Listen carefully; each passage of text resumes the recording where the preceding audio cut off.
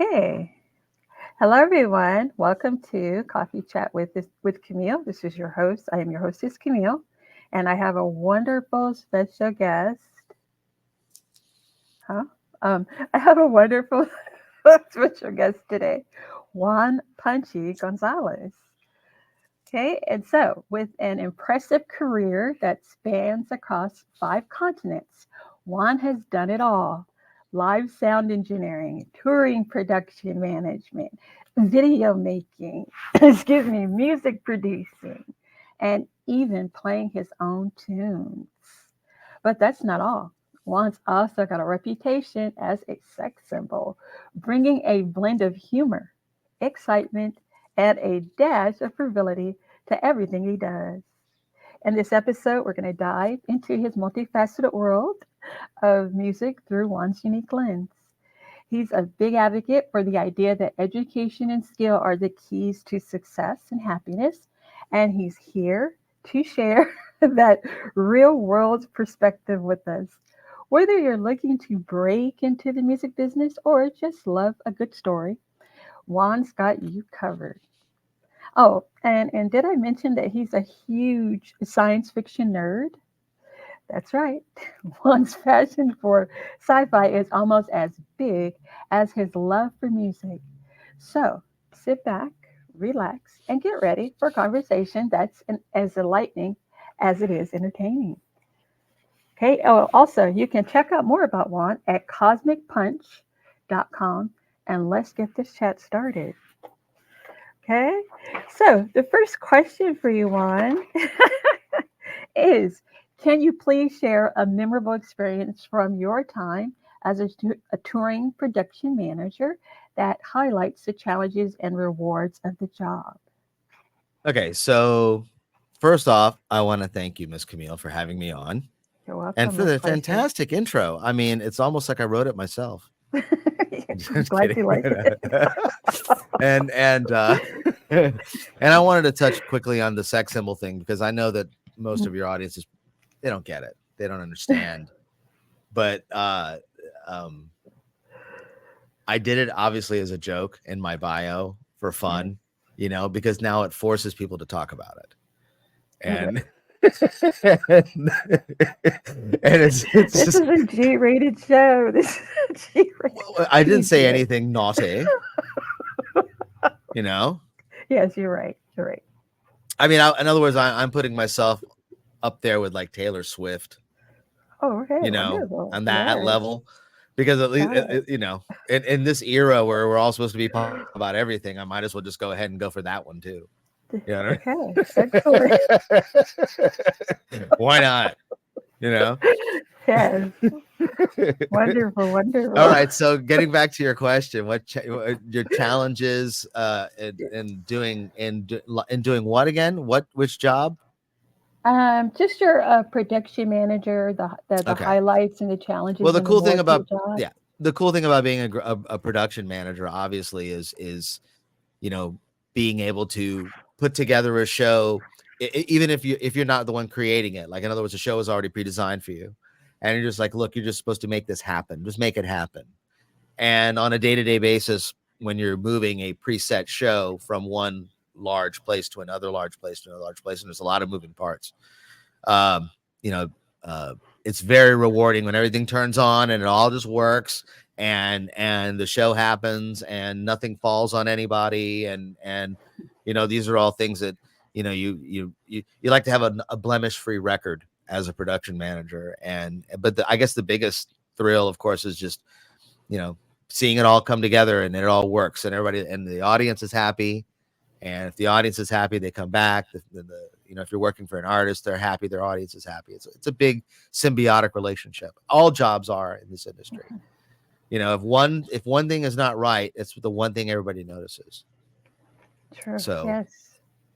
yeah. And then, what are the key differences between live sound engineering and studio production? And how do you Well, adapt your approach to each? okay. So live sound engineering, the best part about it, at least before the advent of mobile phones, um, is that your work comes in and out of people's ears immediately, right? So if there's a little mistake on stage, or something's changing, or there's some problems or whatever, a microphone's got an issue, most people will forget that aspect of the show unless it was debilitating to the show, and then people remember it, right?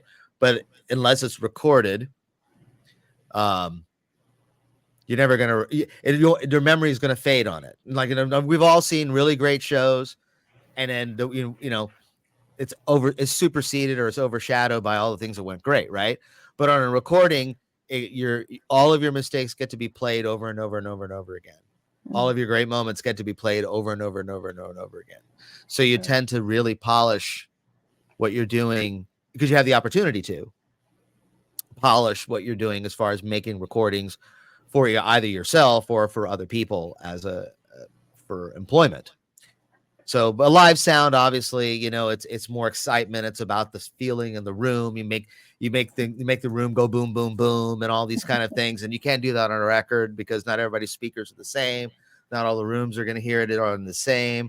You have to adapt for headphones, and it's all got to be the same recording. So there's definitely a delicate balance of science, as well as the balance of the music and the feel for the vibe in the room. If that makes sense. That's that. Yes. Yes, it's like you're painting for a different audience.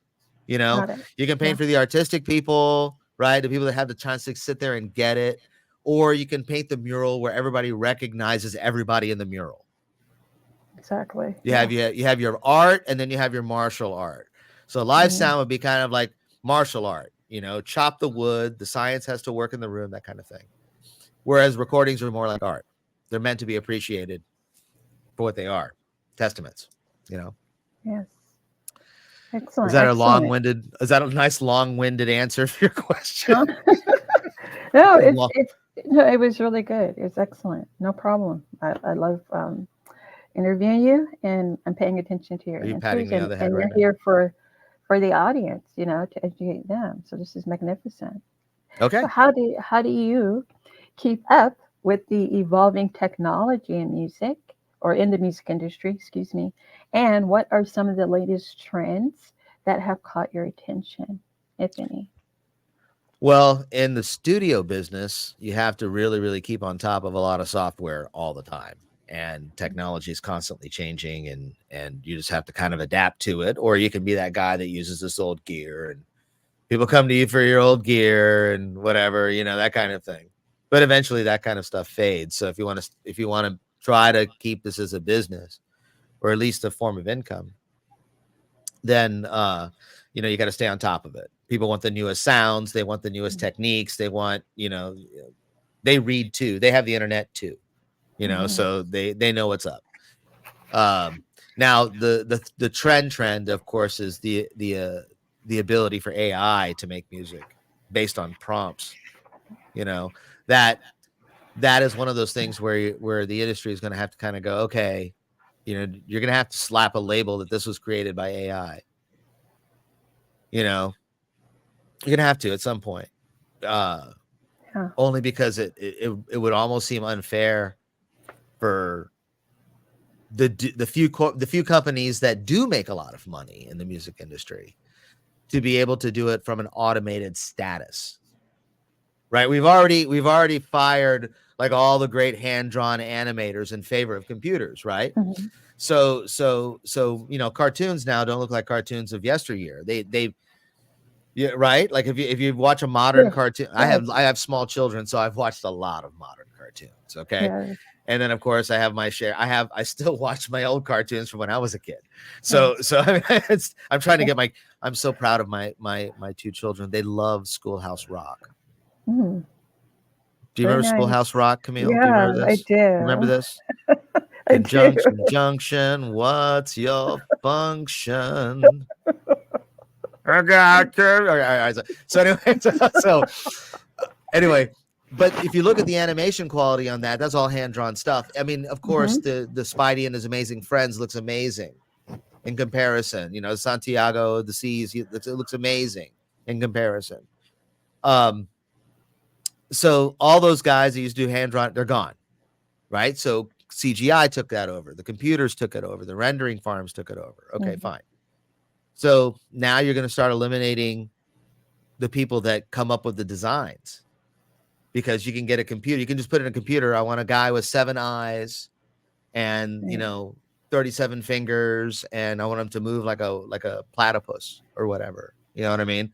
And the thing draws it for you, and you're like, oh my God, So there goes this guy that would painstakingly draw or painstakingly make the 3D models for the animation and all that stuff. All this stuff is going to be automated. So yeah, that's the trend.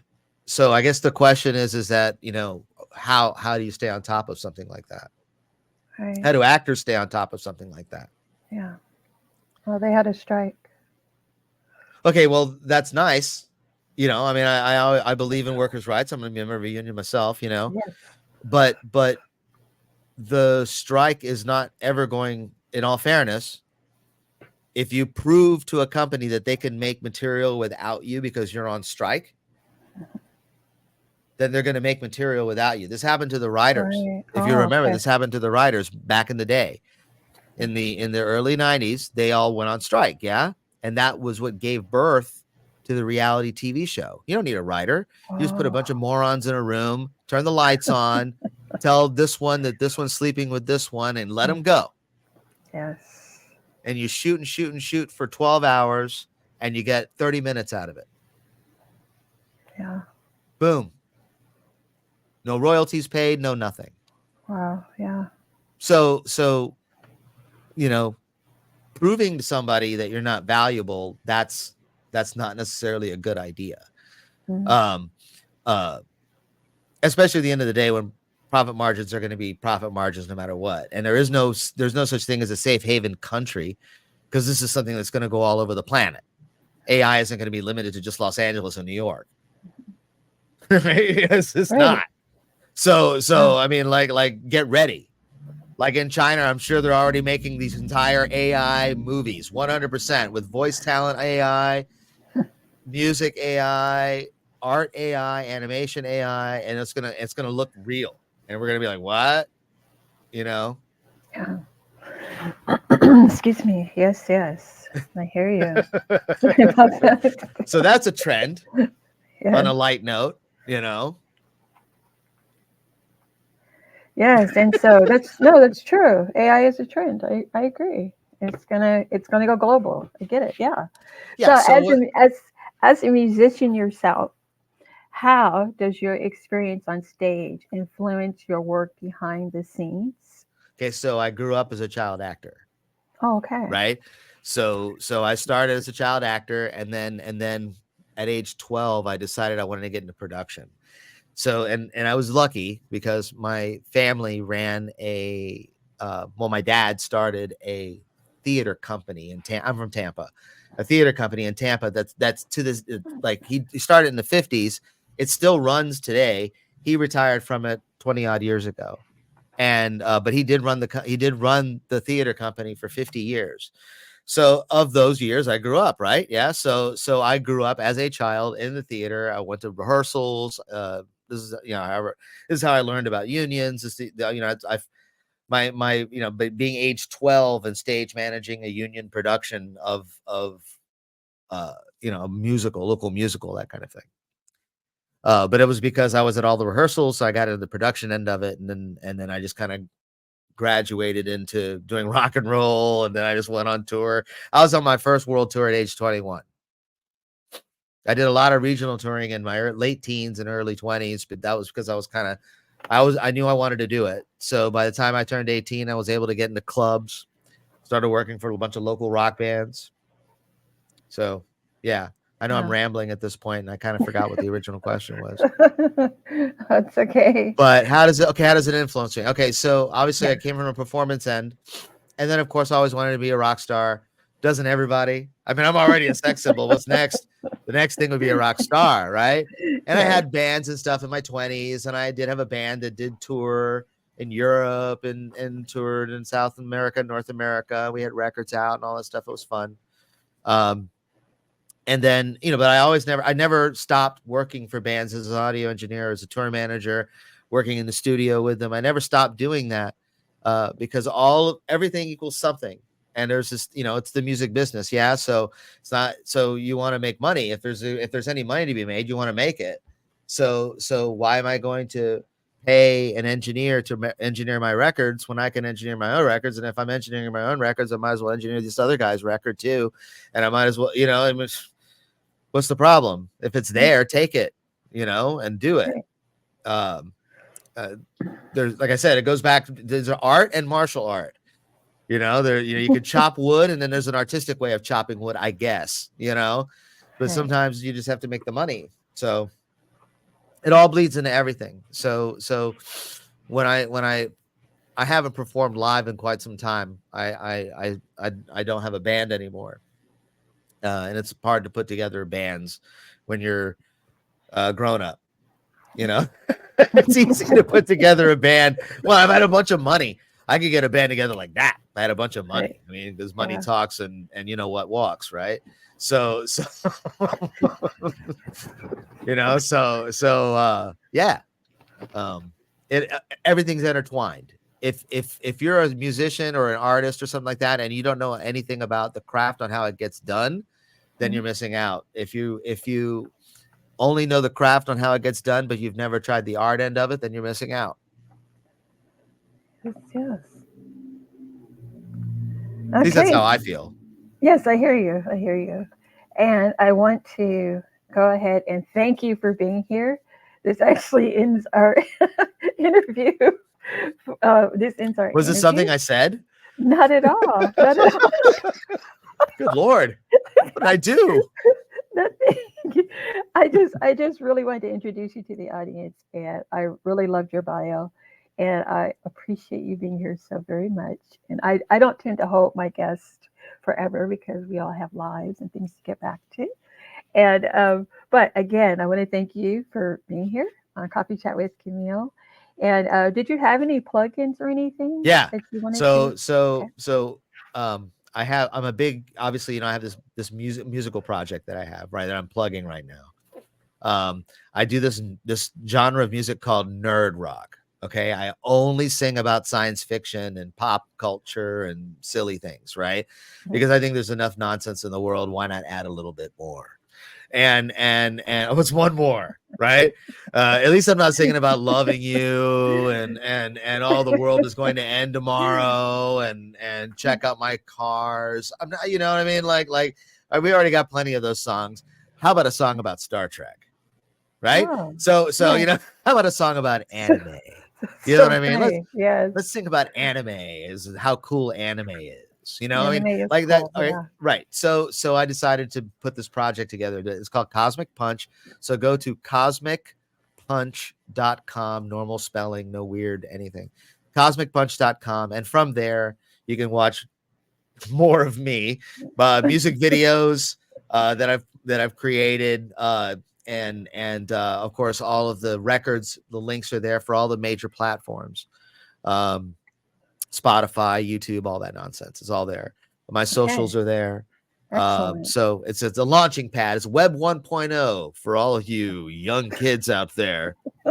You buy the .com. It's like owning a flag on the moon. Okay. Because no one can take it. That's the thing. Owning a .com. This is great advice to anybody that's getting in. Buy your .com. Buy it. Mm-hmm. You can have your own server just like Hillary. You know what I mean? Like, you know what I mean? It's great when your email isn't some nonsensical Yahoo account. It's like, for instance, Camille, well, you get it. Own the domain. Yes. Own the domain. Own the domain. Put a flag on the ground. It's yours, And then if for some reason, this is the good thing, right? And I'll leave this little story with you. Okay. And then I'll get off, I promise. There was this guy named Adam Curry. Do you know who Adam Curry was? Okay, Adam Curry. So. Yeah. Adam Curry was an MTV VJ in the late 80s, right? He had long hair. He looked like a lion. He used to be the host of MTV's Headbangers Ball. It was the heavy metal show that they would run at midnight on Saturday. And this guy he foretold the future. And when .com started to go on the market, he bought MTV.com, MTV2.com, VH1.com, Nickelodeon.com. He bought the entire Nickelodeon family brand names.com. And because he saw the writing on the wall, and he bought in really, really early. And he was then not because of this, but he was then let go by MTV as a VJ. Okay, and he just held on to him like real estate. And then when the .com thing started to blow up in the early 90s, and he had been out of a job at that point, I think he was doing local DJing. When it blew up, he owned all of it. Wow. And they came knocking on his door, and he got his severance package. Okay. Yeah. So by the .com. Wow. Yeah. Oh, wow. What a great story. Oh, that's amazing. Thank you so very much. Thank you for a wonderful story, and also for this amazing interview with you. Mr. Juan Punchy Gonzalez is here, folks. And oh, before you go, actually, what is your favorite coffee and or hot beverage? Well, I am the house barista. So I have a espresso cappuccino machine. Not even a Yeah. real nice one. Like one of the Mhm. $50 ones from Amazon. But I Okay. know how to play it like a fine guitar. I just know how to, in the morning I make my wife who's Italian. She's an import. My wife who's Italian. I make her, we make cafe con leche basically because I'm Cuban, Café con leche. but made with Italian coffee beans that you can Okay. buy on Amazon, and they're not that expensive.